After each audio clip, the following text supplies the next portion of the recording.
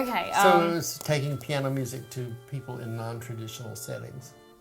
And I really enjoyed it. And it's like a lot of people thought I was trying to build a career as an artist in residence, and I wasn't. I was really about taking quality music to people in non-traditional settings. Yeah, that's great. Which is where you seldom hear that kind of music. Yeah, exactly. And I really enjoyed I actually did it up until 88 or 89. I stopped doing residencies then. And I had played with Western Piedmont a bunch of times by then. Played with North Carolina Symphony twice in 1990. So, there was a little build to it. But, I mean, I think today's kids are really interested in becoming famous. Yeah. And I kind of look at that and go, that's not really a goal. If that happens, God bless you, but don't go for fame. Yeah. Because then you're going to have people watching everything you do, like the candidates right now. So you can't fake anything then. You gotta actually do it. And then I decided in the late 90s, I had been working at Hickory Community Theater for 15 years, and I went over to the Green Room in 95 and ran the organization. I also ran the auditorium, which you used to work at, I believe, too. And I was tired of working for 2 different boards of directors and being told you can do this but you can't do that, or you can't do this but you can do that. And it was always conflicting, and it was stressful. So I decided to get rid of the stress by moving back to New York City. Yeah, because moving back to New York is always the least stressful option In available. a lot of ways it was. I had some heart problems in '98, and they did a triple bypass on me. And I realized that if I moved to New York, I could walk a lot without worrying about having to go out and do it on a treadmill or go through some walking park somewhere. So I wouldn't be driving, which driving to me was more stressful then, because have you driven from Hickory to Newton lately?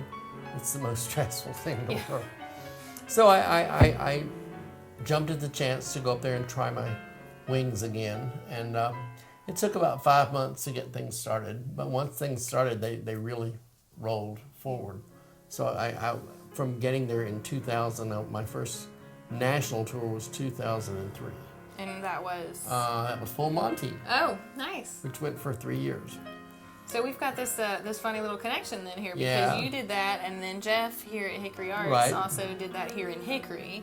Right. Not a national tour, but so you both directed music for Full Monty. And we enjoyed sharing stories about it as he was working on it, and I was nodding, just sort of remembering teaching those songs, and the songs are way up in the stratosphere. Oh yeah, so. I'm sure it's challenging to teach it, but to find the men that can pull it off too.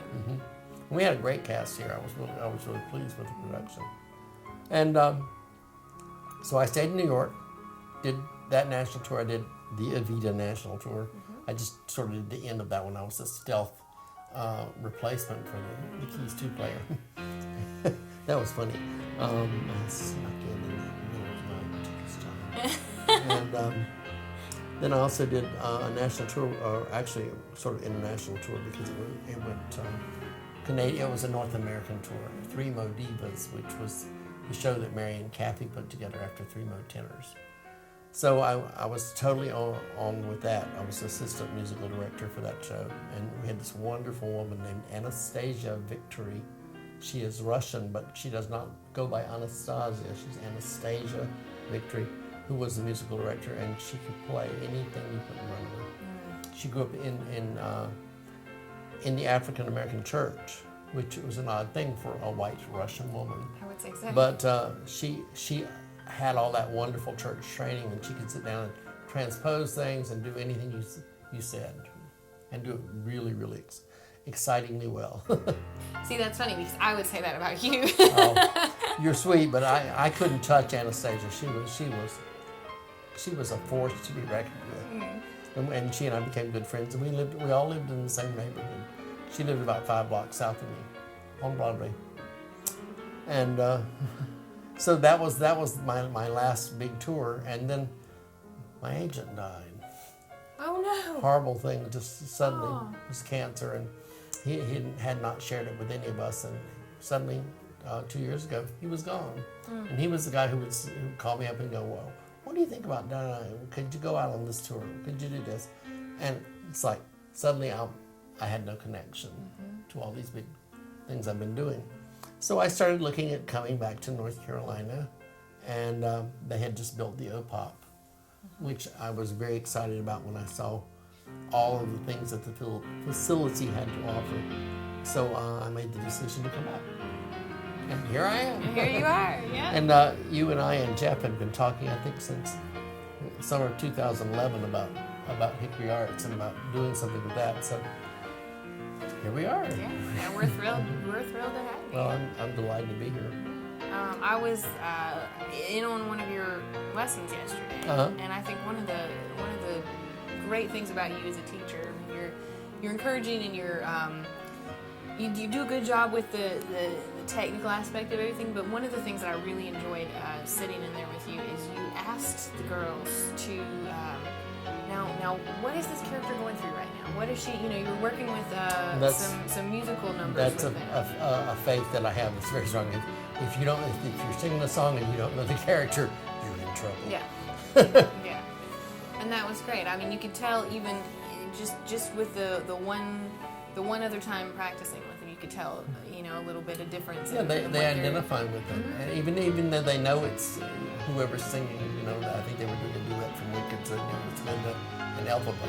But you have to know what alphabet is this, what Linda is this, what has just happened, what's bringing them together.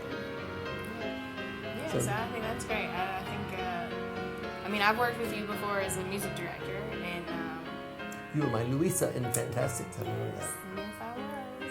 But you're a phenomenal person to work with and to work under and to take direction for. So we're so excited to have you here. Well, I'm thrilled to be here.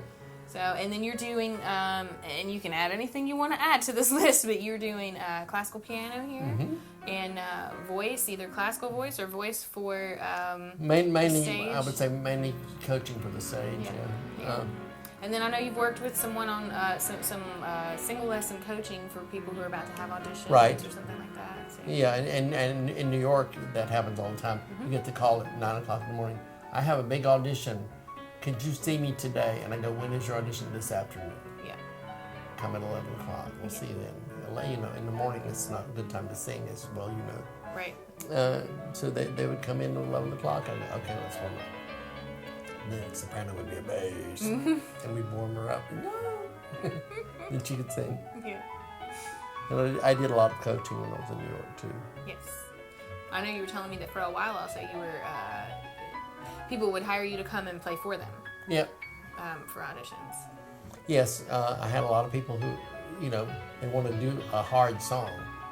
You don't go into an audition and use the audition pianist. And I've been in the seat of the audition pianist when somebody comes in with a tough song, and it's not fun for anybody because they've got their own little quirks that they like to do in the song, and you have no idea what they are.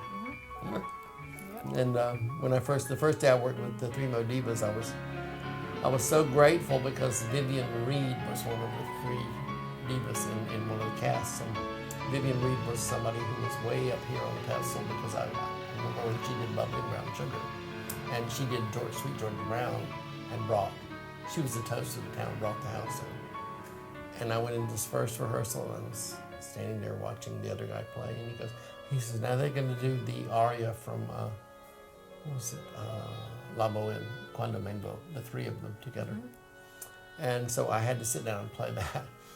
And Vivian, when she came in the middle of the song, she had the part that da da da dee da da da da da da da.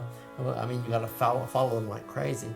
Well, she was really, really going fast, and she goes, "I'm going to go fast there."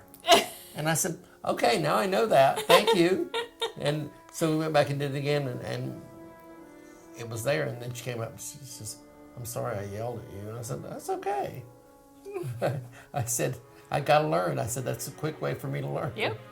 And she goes, "Well, next time I'll be more gentle." And I said, "Well, thanks. I appreciate that." I said, "Gentleness is a good thing." Yeah.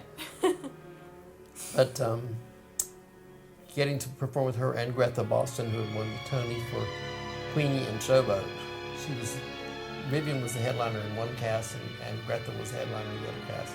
And Greta and I we just sort of bonded, became friends. And then, of course, she was taken out of the show because she had a really bad stroke a couple of years later. She's back in New York now. In fact, she called, trying to see if she could be my roommate. I was like, Greta, I'm already moving to North Carolina. I'm sorry. I said, but you'd be my roommate. I said, you'd be great. She goes, well, if you change your mind, let me know. I said, I will. So, auditioning for the part of John's roommate.